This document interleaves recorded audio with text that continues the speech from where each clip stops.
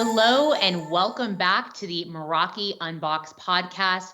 My name is Sammy Brenner. I'm going to be your host taking you through today's episode, and I can't wait to get into it, and we have an awesome guest. If you haven't already done so, you know the drill, folks.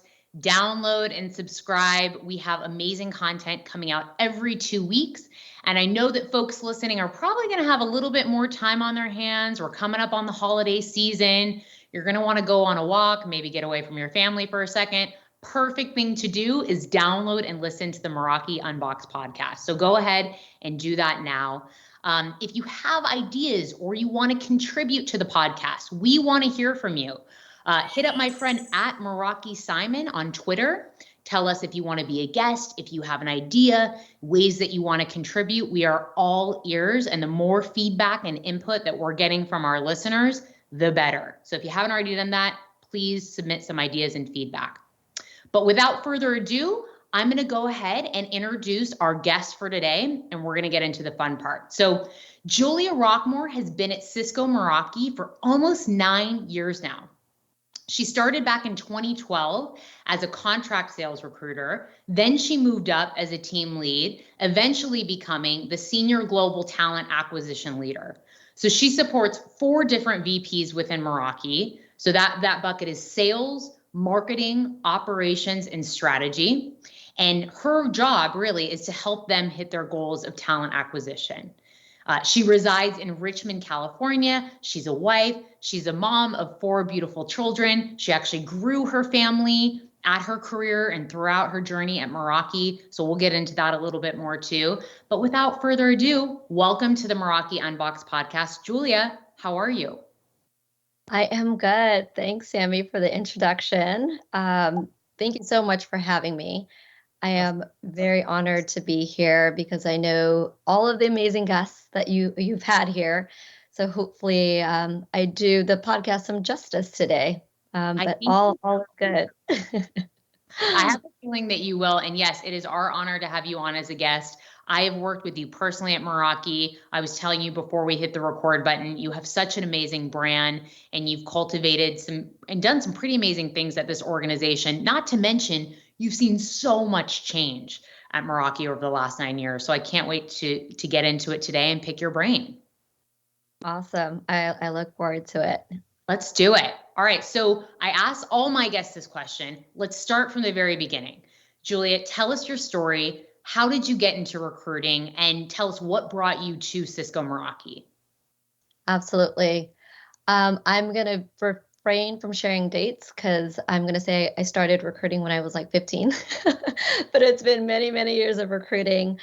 And when I think about how did I get into recruiting, it just kind of fell on my lap. And I will have to say that I have yet met a recruiter that said that they grew up wanting to be a recruiter. I think it's one of those things where you realize you love networking, you love helping people, you love learning and making those connections. And so for me, at the time, I worked at Bank of America as a teller, a bank teller, while I was in school. And then once I graduated, I had the opportunity to move back home. So at the time, I was in Southern California, moved back home to San Francisco and worked out of the main branch in downtown San Francisco.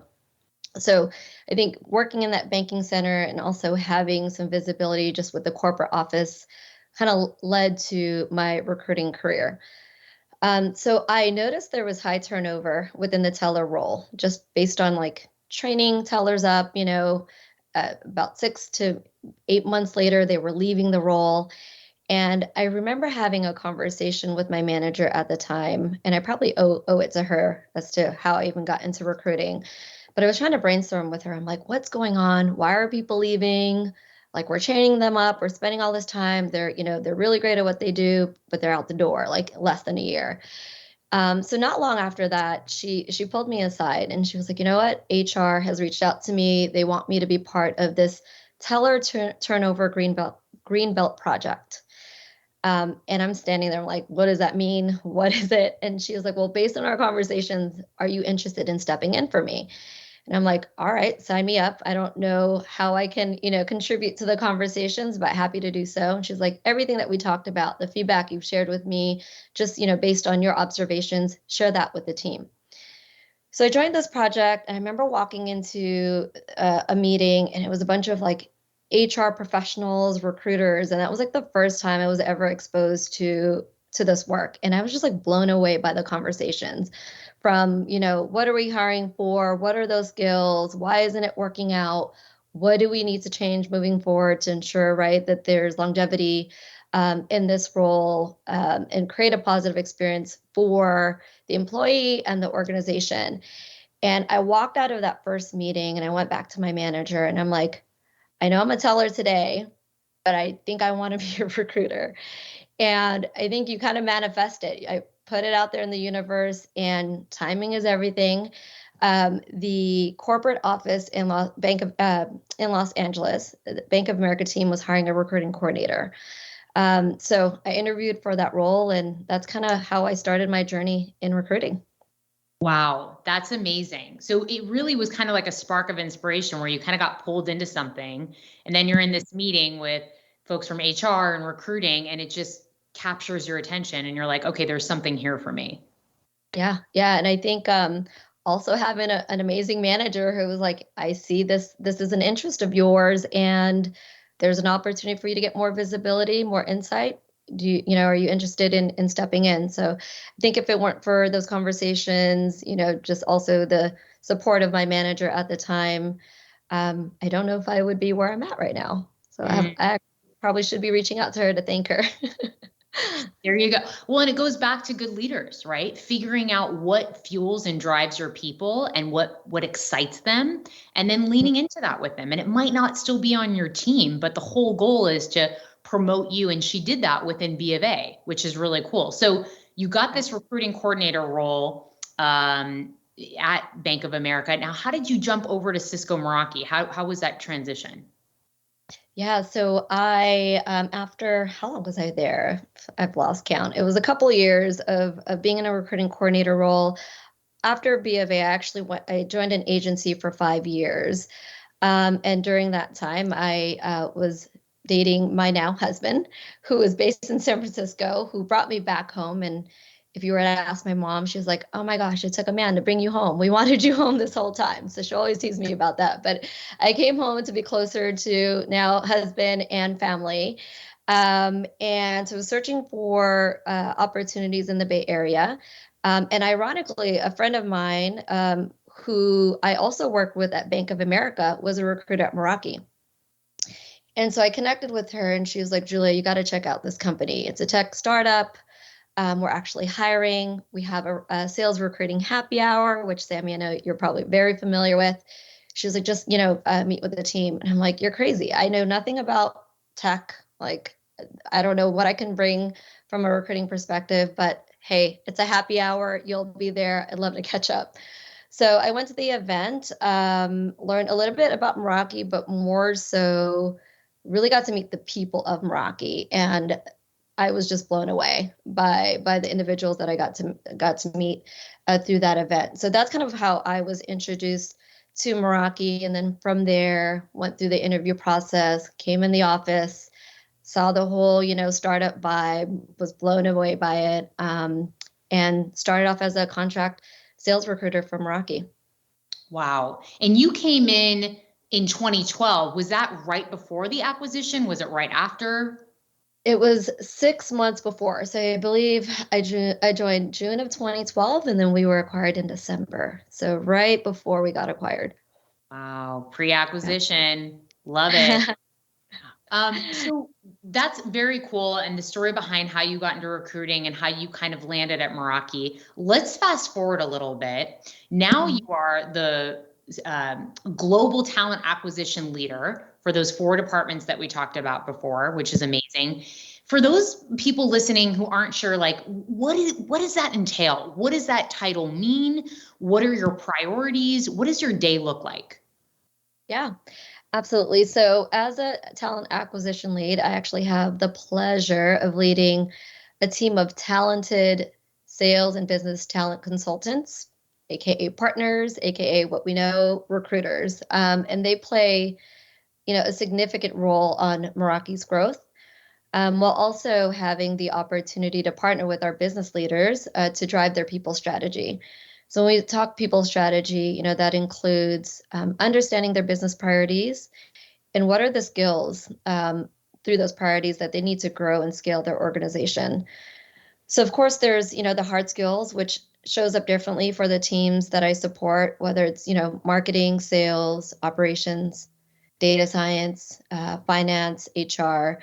But it's also what does it take to be successful in the role from a soft skill standpoint, right? Like how do they align to our Meraki values when we think about, everybody in, simplify everything, care deeply, be brave. So we take all of that and we understand what are the needs, what are the skills, and I partner with our recruiters to go back out to the market and ensure that we are bringing the best talent into the organization to allow our business leaders to grow and scale their teams.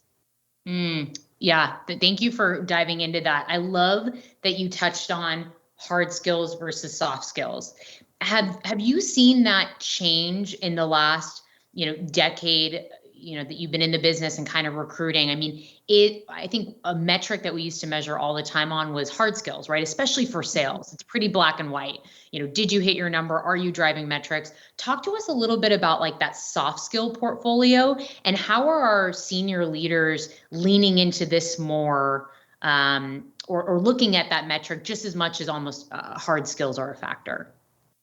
Yeah, great question. And I think, sales is a good example of that, given there's clear qualifiers to be a good sales rep, right? I think previously we were looking at quota attainment, where are they ranking? How are they ranking, amongst their team? Do they close, right? Are they coming from a technical sales background? And that's definitely evolved over time. Even when we look at the profiles we hire, right? We're not hiring people from tech companies. We have folks who came from the wine industry, who came from recruiting, and now are in sales, right? And from a soft skill standpoint, I think it's those transferable skill sets. I think before we were looking at the hard requirements. What does it say on paper? How does that translate to the role? Now we're able to really understand what are those skills, what are those qualifications, and what are the transferable skill sets that can lend from, again, wine sales into tech sales. So that definitely has, I would say, evolved over time. And that is the partnership with our business leaders to really understand when you say, you want someone who has worked with a partner. Why is that, right? So when you dig into that, it's because they have strong relationship building skills, right? And so that's when you start really digging in on the soft skills rather than the hard requirements on a job description or on a resume. Hopefully that makes sense. That makes total sense. More to that, right? Yes, that makes total sense. Yeah. And something that, to your point, I completely agree with. When I am hiring, you cannot teach grit and tenacity and a go-getter and a hunter mindset, right? Like you can be a rep that got lucky at a company and hit 150%, but if you just want to phone it in, I'm not interested, right? So it's like that skill set that's the intangible that you can't necessarily get from a resume. Right. And that all goes to how we run our interview process, our hiring process. And again, being really clear on what those skills and qualifications and attributes are, again, rather than, what we see just on a job description. Absolutely. Let's pivot a little bit. And this is in line. And we've had actually Jessica Gilbert on this podcast who heads up the D&I focus at Cisco Meraki. But D&I is something that we talk about a lot within Meraki, within our organization. Absolutely, when we're hiring, right? How do we create a more diverse bench of candidates? And then how do we make Meraki the most inclusive place to work? Let me ask you, how is recruiting thinking about this as we, bake it into our hiring strategy? And do you have anything measurable that you're looking at now, as a recruiting organization to make sure we're hitting certain marks? Yeah.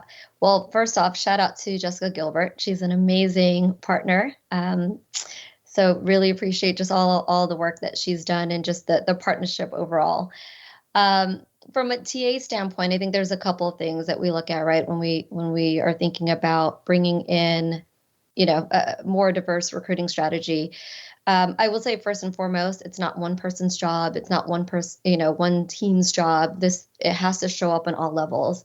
And I think that's what I really do appreciate about the work, we do at Meraki. It shows up within TA, yeah, yes, IND, our PNC partners, our business leaders, all the way to the top. And I think that's really important that we are aligned, and we are working on this together. Again, it's not one person or one team's responsibility. So specifically from a talent acquisition standpoint, we are always looking at our hiring process, from how we post a job to how we reach out to candidates, how we interview. So not to get all technical on the call, but when you think about job postings, we run all our jobs through a tool called Textio, which helps us remove biased language through a job posting. So it's important that we're running every job through there. When we look at our interview process, right? You know this well, Sammy, we have a structured interview process, and that includes predetermined interview questions, right? Along with rubrics, so that we can ensure that we are providing a fair and consistent process that, again, removes bias. We're not asking what we'd like to ask, right? Based on, the college that person that went to, I went there too, right? So we're going to directly connect.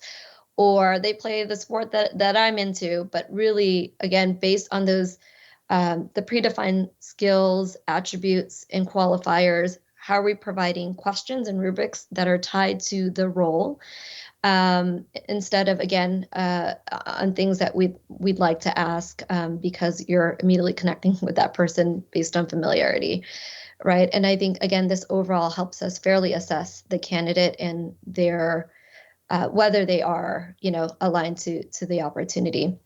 Mm-hmm. And I think the other piece is just the ongoing partnership with our amazing EROs, investing in emerging talents that we can bring, more diversity into our talent pipeline as well. Yeah, absolutely. Talk to us a little bit more about that. I think that's something that makes Cisco and Meraki very unique within the industry, within the market, is our employee resource organizations or groups, whatever you want to call it. We have so many. There are so many folks within the company who are actually involved in them, right? And I do believe that these employee resource groups help create that inclusive environment, which I was touching on before. Like, how are we, Cisco Meraki, making sure that not only do we have diverse talent, but that's only half of it. How do we, once we get them in the door, how do people feel included? Because that's when they're going to stay. So Are there any measurable metrics around, engagement within the EROs and creating like a more inclusive environment? I mean, I'm putting you on the spot here, but I'm just curious if we have like data behind it. No, that's a really great question. And I can definitely speak for my team and just the expectations we have of each other when it comes to really educating ourselves, right? So I think when I look at our EROs or ERGs, it's definitely evolved over time. Like, I can say from my own personal experience, I originally would join ERGs that reflected me, right? Whether it's Women in Meraki, our CAN network. But now we are trying to encourage, and we are encouraging, and I think I'm seeing this across my team, to join ERGs and EROs that don't necessarily represent or reflect you, so that you can learn. I think that's most important, right? Like, stepping out of your comfort zone, stepping outside of what you are familiar with, and learning about different cultures, different backgrounds. And so one of the expectations that we have within my team is that every quarter that you are attending an ERG event, that you're part of an ERG, and bringing that education back to the team. So we have weekly meetings, and we are sharing any learnings around that, and how do we build that into our recruiting efforts as well. That's so cool. I want to start doing that with my team. Like, join something that's different outside the box, and then come back and report on it. What did you learn? Yeah. Stretch yourself. I love that. Thank you for sharing that. I want to ask you a question, and I think this is a myth that you need to help us debunk here. A lot of folks think, okay, I am not in the tech industry. I want to get into the tech industry, but I am not technical at all. Maybe I was in, to your point, wine sales, or I came from, or I was a teacher, right? Or I worked in, a completely different field, and I don't have those resources, but I want to make the jump and I want to get into tech. Mhm. Is it possible? Can we do it? And help us debunk that myth. Yeah, I'm a good example of that. I will put myself out there and hopefully I don't get myself in trouble, but I am the least technical person. I am learning every day. And when my friend came to me, right, about Meraki, and that was my first response. I'm like, I'm not technical. I don't know what I can bring to the organization. I know recruiting, and I definitely want to debunk that, right? There are ways and opportunities to get into tech without being technical. And I think the idea of like, oh, I have to be an engineer, to join companies like Meraki is untrue. Like I think specifically I think about the teams that we support, right? When we say, marketing, operations, um, my own, our own organization around talent acquisition and recruiting. Um, I know I'm missing out on other teams, but there are many, many departments within Meraki that don't require the technical expertise. Yes, there are, technical. There might be some roles that require that, but not 100%.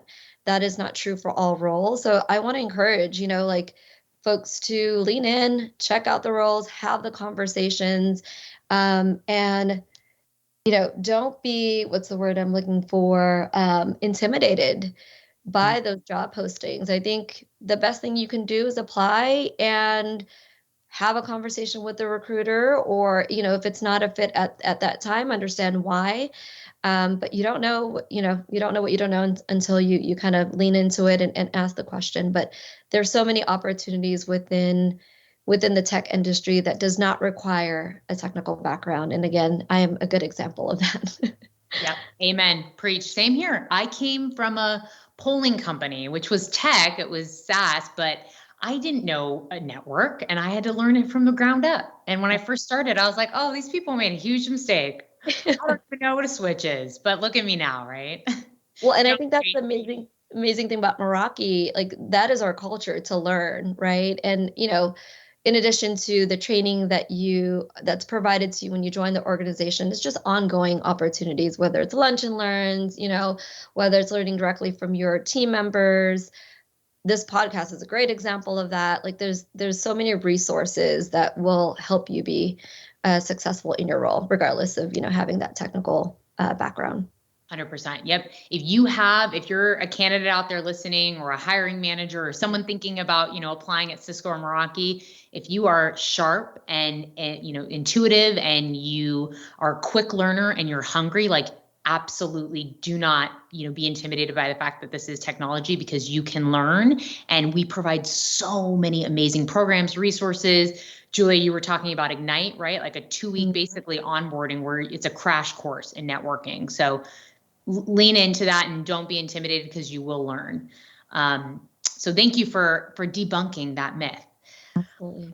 I want to talk to you about the transition that's happened over the last 2 years. It's been kind of wild, right? In this post-COVID world, when we think about recruiting. I mean, first there was a complete hiring freeze across the industry.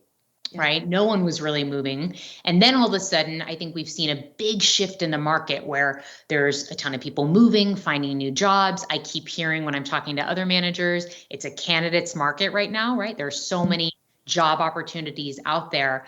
My question is around, us as, or folks out there who are hiring. How do we source candidates more effectively?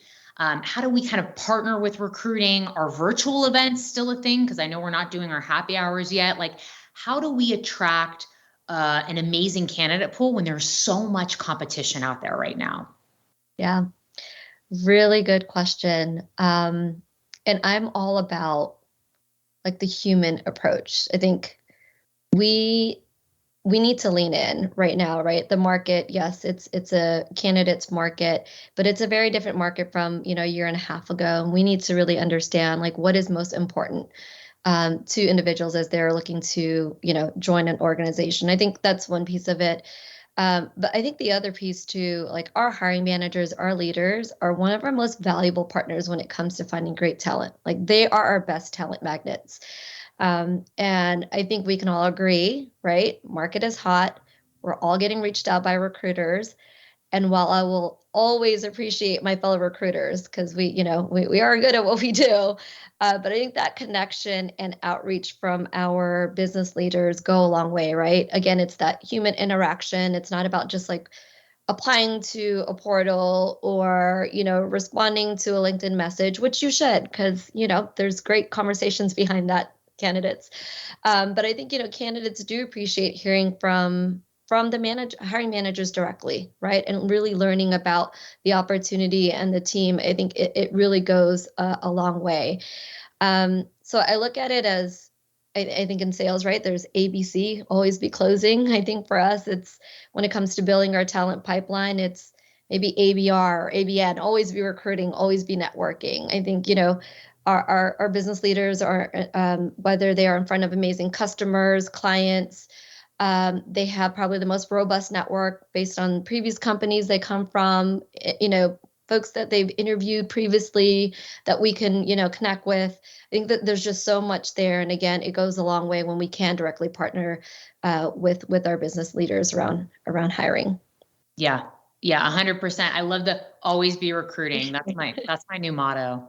And it's so true. Like I had half my team get promoted basically this quarter, and it was the relationships I had cultivated, right? And building that bridge and reaching out to certain folks that I got candidates hired so quickly.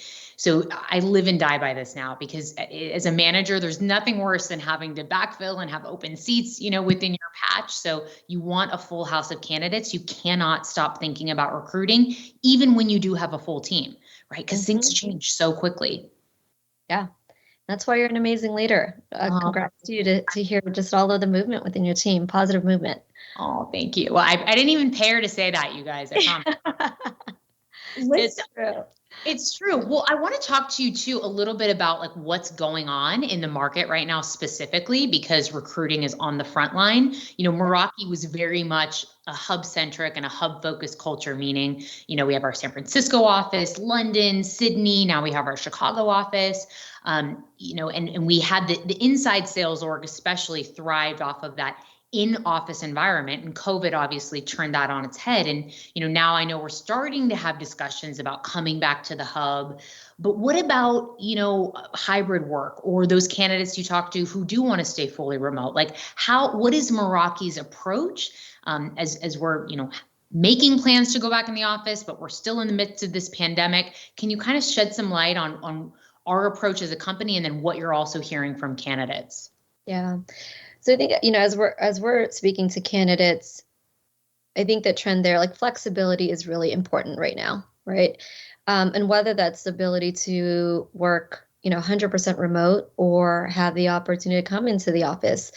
There are candidates who, benefit from working remotely based on how different the working world has been, the last year and a half. But there are also candidates and employees, as we know, who crave and miss that day-to-day interaction with their colleagues.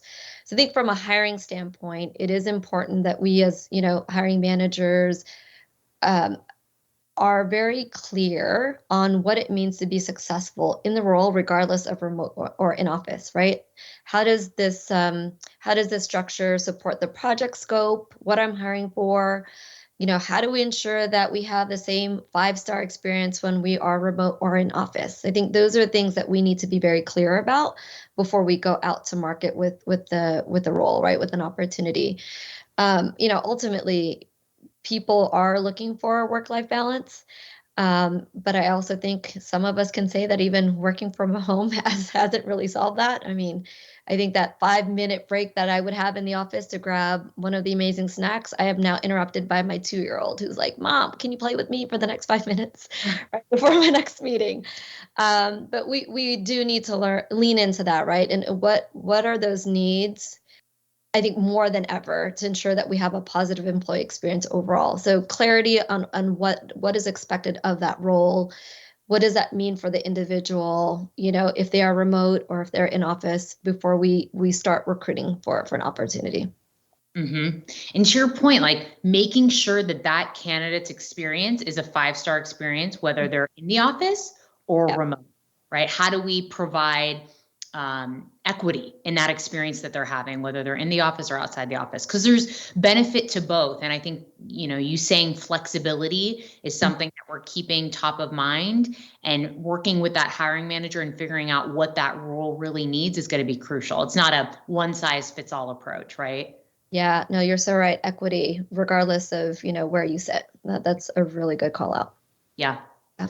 Okay. So I've been dying to ask you this question, and I'm super passionate about it. And I would say within my friend group or with my girlfriends, even some of my, my homies, my guy friends, I always talk about negotiation, the power of negotiating your offer, why it's so important, especially when you're jumping to a new company. Like, I'm just super passionate about making sure people in general, but women primarily, negotiate. And I remember, I'll share this with you. Years ago, probably back in 2016 or 2017, I went to a networking event, and there was a female executive at LinkedIn, who got up and spoke. And she said, I can look at a payroll sheet and you can blur out the names, and I can go down the list and I can tell you exactly who a woman is versus a man is, because the men negotiate their offers and the women don't. And that line was like burned into my head. And I was like, I don't like it. Like, we need to stand up and change this. And so, as someone who's been in recruiting, you've been in the game for a long time, provide our listeners some tips, tricks, a talk track around getting your offer, right? You go through the interview process, you crush it, you get the offer. How do you negotiate? And what does that process look like? I'll open it up to you. Yeah. I think first and foremost, I want to remind folks that recruiters are your advocates. We are your people. We are here to help you through the process. I think there's sometimes this idea or perception that I can't say too much to recruiting because I may or may not, get what I ask for because it's too much. Like, again, to your point, I think us as women may have a tougher time in doing that, but just remembering that your recruiter is your advocate. And our priority is to make sure that we are setting you up for success for the right opportunity, and with that's role and compensation in mind. So be open, be transparent, have those conversations. When we ask about comp, whether it's in the screen or throughout the process, it's really to make sure that there's alignment with what the company can offer for that skills and qualifications. So I think that's an open door to have that conversation again with the recruiters. I also encourage candidates to really understand the offer, right? Make sure that you understand what entails, like not just the salary, right? But what is a full offer, if as far as the opportunity, and then if there's bonus, equity, right? Like what is the full package? And I think from there, once you have a better understanding, it allows the candidates and also who see their recruiters as their partners to have an offer that they are excited about.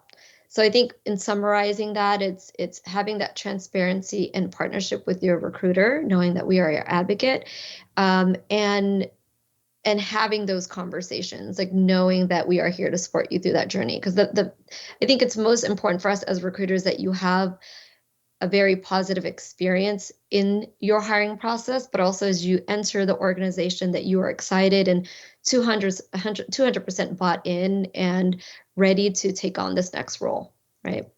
Yeah. Question for you, follow-up question, is should the candidate be bringing up compensation early, like before the interview process even starts, just to make sure that you're in the right range? Do we wait? What's best practice around that? Yeah, I mean, definitely worth bringing it up sooner than later, right? I mean, it doesn't have to be that first call, but definitely should be brought up before the final stage, that just so that there's alignment on expectations. I think one of the worst things we do is waste our candidates' time, right? Like, we don't want to get them all excited about an opportunity, go through the process, and then you learn at the final stage, it's like, oh, we're not aligned from a comp perspective. So definitely bring that up as early as you can. And again, just as a reminder that as recruiters, as the business, we are not here to, I don't want to say undercut, right? But like, to undercut anyone on compensation. It's just to make sure there is alignment on those salary expectations, and that there's alignment, and and you are feeling good about what you're stepping into as you're going through the interview process. Totally. Does that help? Yes, it makes sense. You want to mitigate surprises. Yeah. Here's another thing too. I think a bit is a misconception that I want you to set the record straight on, is especially for some of my, female friends, is if they ask for more, they feel they're worried that the offer is going to get reneged, or they're going to seem ungrateful, or that they might, mess up their opportunity or their chance. If you go back and you ask for more, even if it's a no, does that hinder a candidate at all?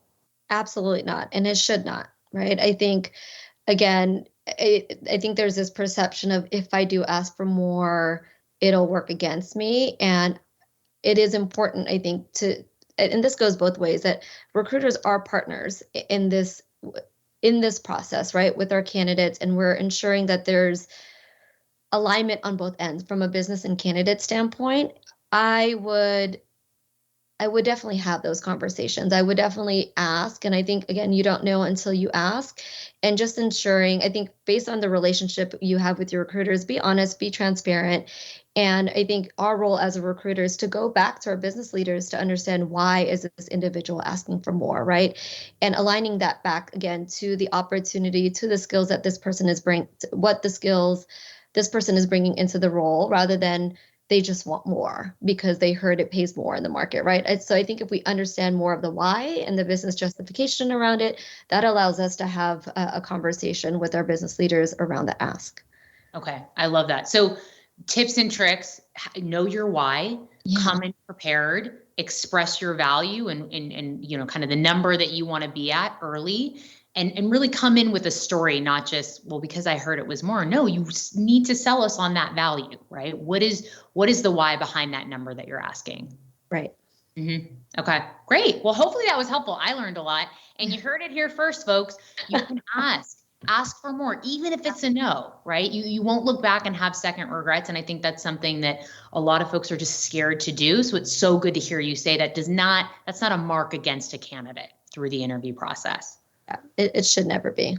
Should never be. Okay. Love it. Learning more every day. So this has been such a fun conversation. I'm going to ask you one more kind of call to action question, and we'll wrap it up.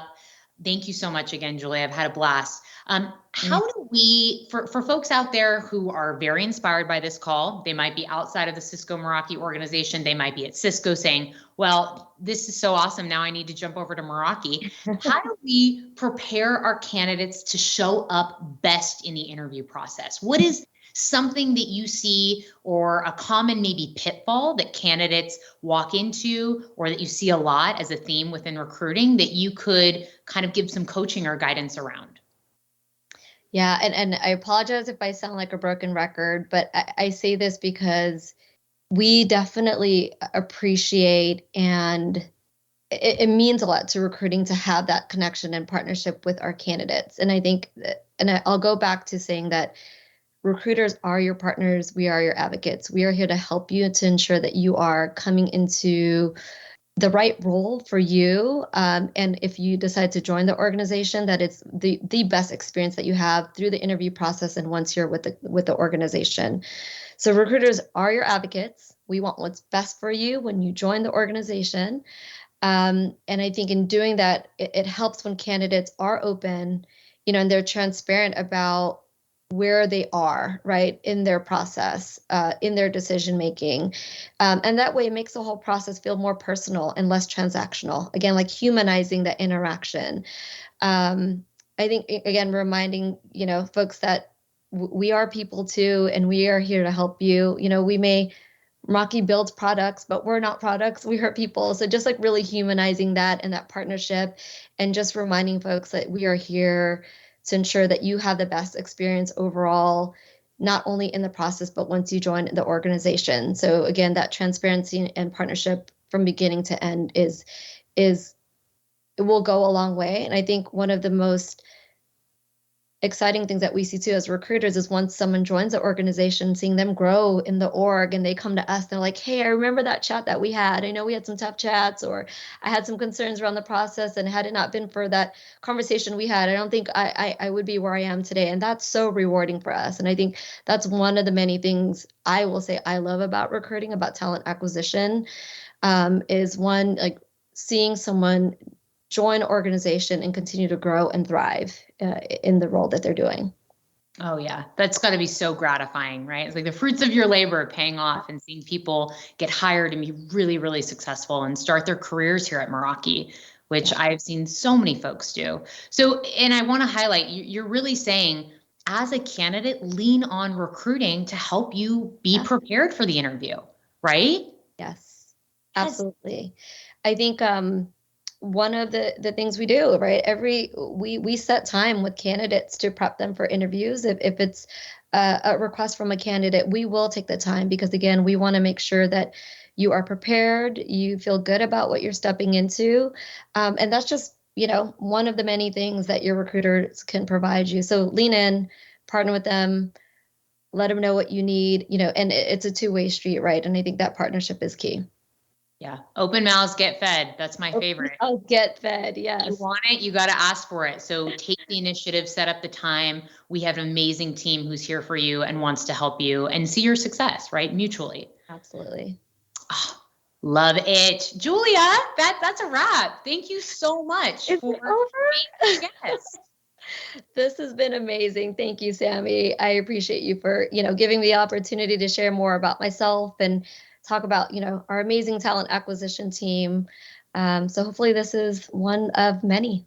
Yes, come back again. Don't be a stranger. And it's amazing to highlight female leaders on our podcast who are showing up in our organization, living our values, making such a big difference. So I just want to thank you. And that is a wrap, folks. Tune in 2 weeks. We'll have a brand new episode of the Meraki Unboxed podcast. We're coming up on Thanksgiving. I am so extremely thankful that Simon took a risk on me almost a year ago now and gave me the opportunity to highlight the human element of networking. It has been such an honor and a pleasure joining and helping contribute to this podcast. So in the spirit of being thankful and gratitude, I want to give a huge shout out to Simon as well. Have a wonderful Thanksgiving, everyone. Take some much needed time off, and we will be back in 2 weeks. Take care.